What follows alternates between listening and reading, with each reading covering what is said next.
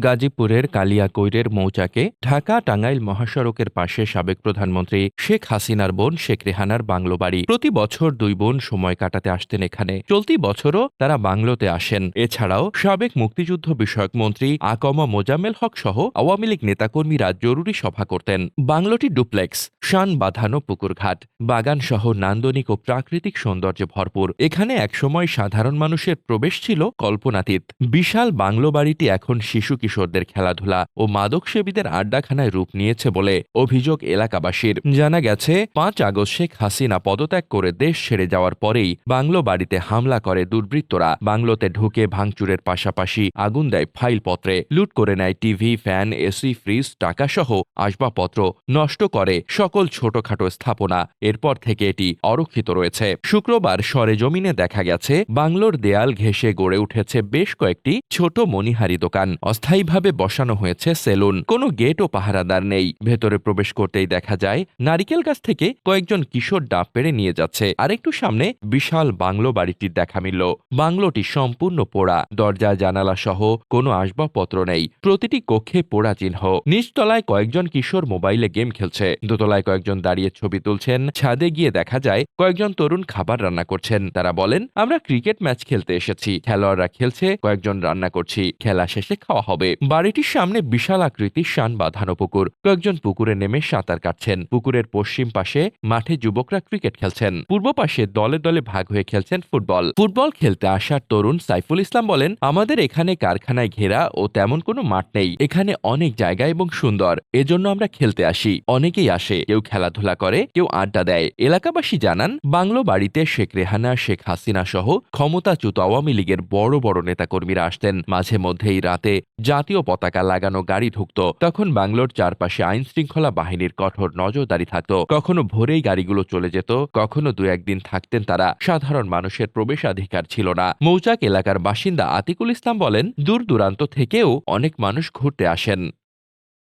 Desk report, বার্তাবাজার।